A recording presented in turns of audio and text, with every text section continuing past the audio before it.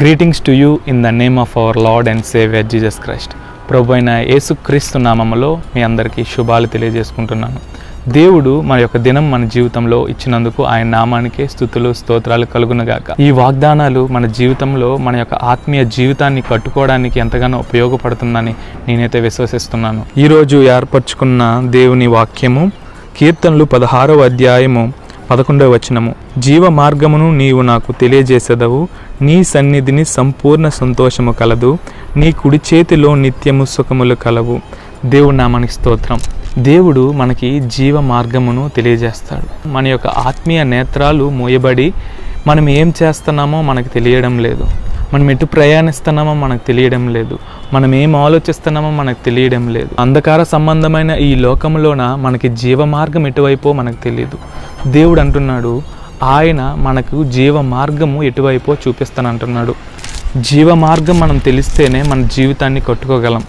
జీవ మార్గం తెలిస్తేనే మనము నిత్యత్వంలోకి వెళ్ళగలం. ఈ లోకంలో ఎన్ని మార్గాలు మనకు తెలిసినా అవేవి మనకు నిత్యత్వంలోకి నడిపించవు, కానీ జీవ మార్గం తెలిసినట్లయితే అది మన జీవితాన్ని నిత్యత్వంలోనికి నడిపిస్తుంది. మన ఆత్మకు నిత్యత్వం ఉంది. ఆ నిత్యత్వాన్ని తెలియజేసేది దేవుడే, ఆ జీవ మార్గమును తెలియజేసేది దేవుడే. కాబట్టి దేవుడి మీద మనము ఆధారపడాలి. దేవుడు ఇంకో మాట సెలవిస్తున్నాడు, దేవుని సన్నిధిలో సంపూర్ణ సంతోషం ఉన్నది. దేవుడిచ్చిన సంతోషంలో సంపూర్ణత ఉంది. దేవుడిచ్చిన సంతోషంలో ఫుల్ఫిల్మెంట్ ఉందండి. దేవుని యొక్క సన్నిధిలో మనం ఉన్నట్లయితే సంతోషానికి వెలుతుండదు. మన సంతోషానికి అవధులు లేని సంతోషంగా దేవుడు తీర్చిదిద్ది నడిపిస్తాడు మనల్ని. దేవుని సన్నిధిలో ఒక్క దినము గడిపితే 1000 దినముల కంటే శ్రేష్టమని దేవుని వాక్యం సెలవిస్తుంది. కాబట్టి మనం ఎన్ని దినాలు దేవుని సన్నిధిలో గడుపుతున్నామని మనం పరిశీలన చేసుకోవాలి. మన వాక్య పరిశీలన చేసేటప్పుడు మనకి ఏది సత్యమో ఏది అసత్యమో మనకి తెలుస్తుంది. వాక్య పరిశీలన చేయనప్పుడు మనకి సత్యమేదో అసత్యమేదో తెలియదు. ఆఖరిగా మనం చూసుకున్నట్లయితే ఆయన కుడి చేతిలో సుఖములు కలవు. మనిషి సుఖం కోసం అన్ని సులువుగా చేసుకుంటాడు. ఏదైనా పని సులువుగా అవుతున్నదంటే ఆ పనినే చేస్తాడు. కష్టతరమైన పనిని ఏమాత్రమూ చేయడు. ఎంత ప్రయత్నించినా తన సుఖం పొందుకోలేకపోతాను, తన ఆనందం పొందుకోలేకపోతాను.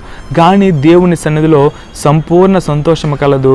మరి ముఖ్యంగా ఆయన కుడి చేతిలో సుఖములు కలవు. ఆయన హస్తము మన మీద ఉంచితే, ఆయన చేయి మన మీద ఉంచితే మనకి సంపూర్ణమైన సంతోషము కాకుండా సుఖము కూడా లభిస్తుందండి.